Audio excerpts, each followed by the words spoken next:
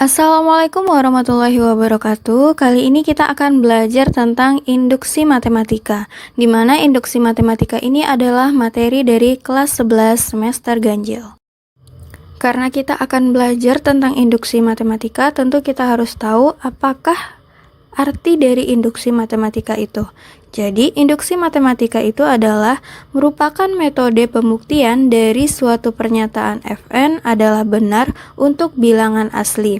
Jadi, induksi matematika ini merupakan suatu pembuktian apakah suatu pernyataan itu bernilai benar atau terbukti benar atau terbukti salah. Lalu bagaimanakah cara kita bisa membuktikan suatu pernyataan itu benar atau salah? Itu bisa kita lakukan dengan langkah berikut. Misalkan ada suatu PN merupakan suatu pernyataan bilangan asli di mana PN itu benar jika memenuhi langkah-langkah ini. Yang pertama yaitu langkah awal. Jika N-nya itu bernilai 1 atau P1, maka pernyataannya itu harus benar.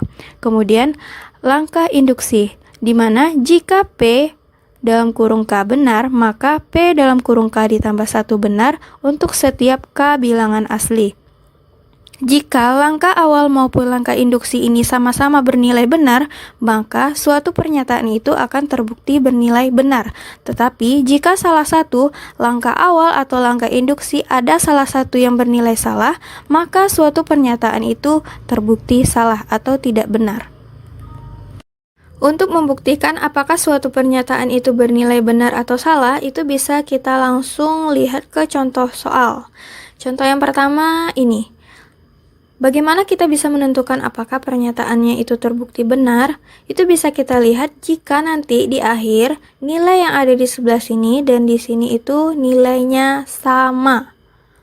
Oke, bagaimana kita bisa tahu dia itu sama? Maka kita kerjakan dulu langkah-langkah pengerjaan induksi matematika yang sudah kita ketahui tadi.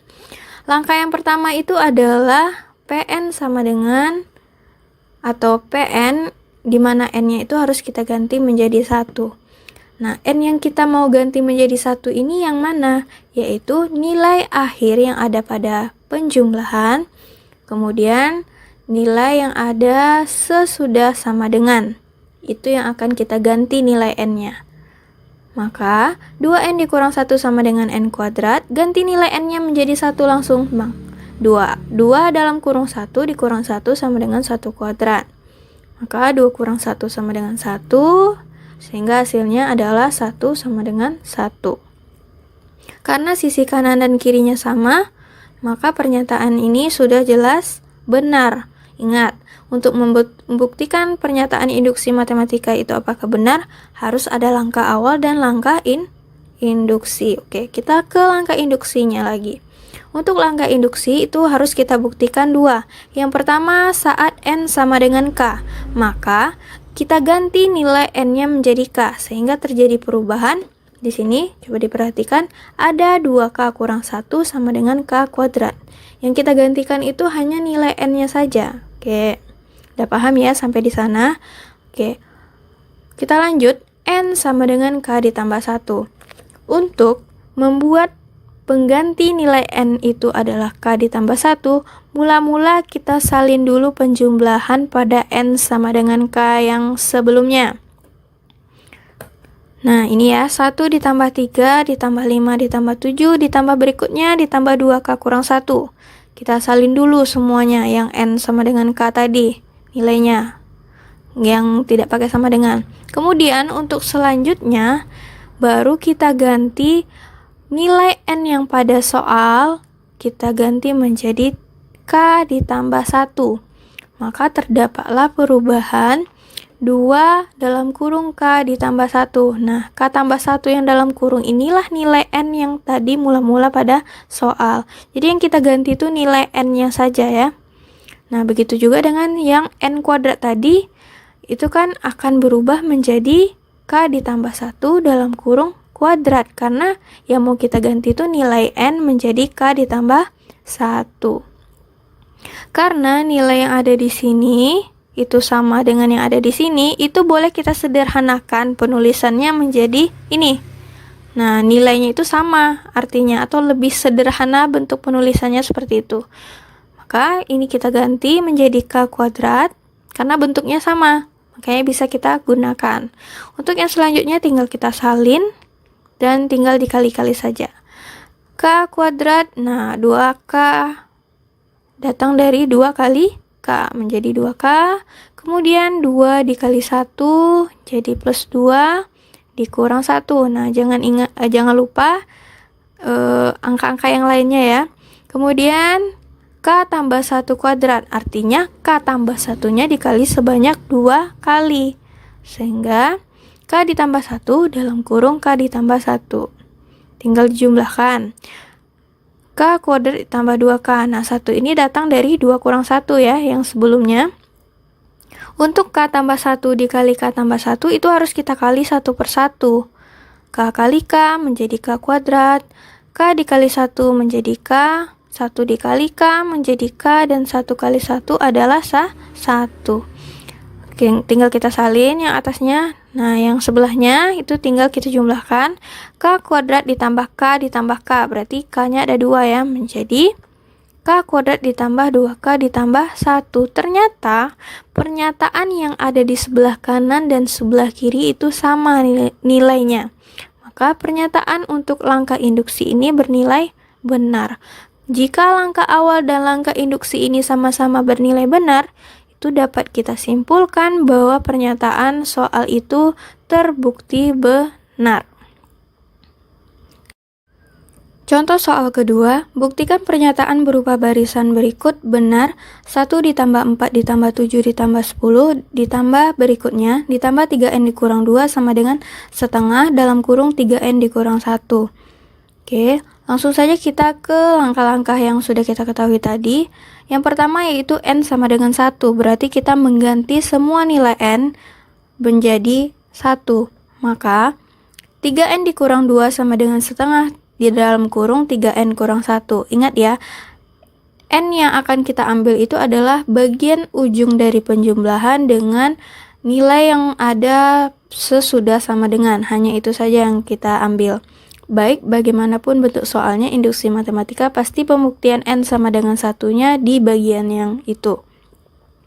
Berarti ganti nilai N-nya menjadi 1, sehingga 3 dalam kurung 1, nah dalam kurung ini pengganti nilai N tadi, dikurang 2 sama dengan setengah dalam kurung 3 dalam kurung 1 kurang 1. Oke, langsung saja dijumlahkan, sehingga menjadi 3 dikurang 2 sama dengan setengah dalam kurung 3 kurang 1, maka 3 kurang 2 adalah 1, setengah dalam kurung 3 kurang 1 itu kan adalah 2, maka menjadi setengah dalam kurung 2. 2 yang ini itu bisa kita habiskan dengan yang ini sehingga sisanya menjadi 1 sama dengan 1. Maka untuk N sama dengan 1 pernyataan ini benar karena nilai sebelah kanan dan kirinya sama. Oke, untuk langkah selanjutnya yaitu N sama dengan K. Maka 1 ditambah 7 ditambah 10 ditambah selanjutnya ditambah 3K kurang 2 sama dengan setengah dalam kurung 3K kurang 1. Nah, K ini merupakan pengganti nilai N yang tadi. Kemudian untuk N sama dengan K ditambah 1.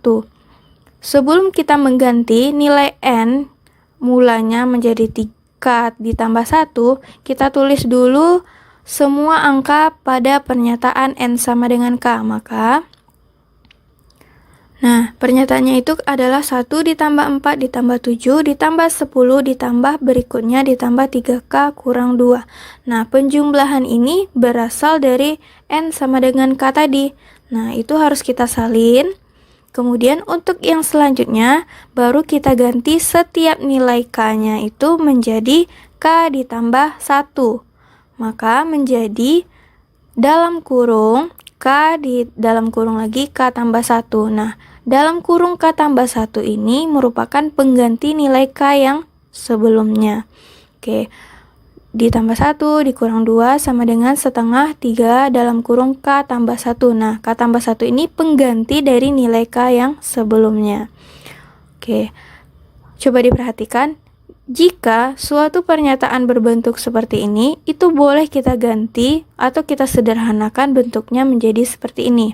Oke, kira-kira dari hasil N sama dengan K ditambah 1 itu ada yang menyerupai pernyataan yang kita lingkari ini tadi.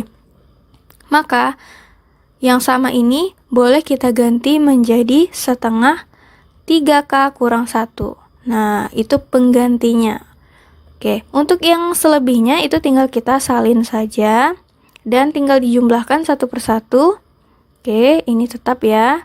Ditambah, nah ini 3 dalam kurung K tambah 1, jangan lupa dikali satu persatu ke dalam. Makanya menjadi 3K ditambah K kurang 2. Begitu juga dengan yang ini. 3 dalam kurung K tambah 1-nya juga dikalikan satu persatu ke dalam. Oke, dilanjutkan. Ini sehingga menjadi 3K tambah 1 setengah 3K kurang 2.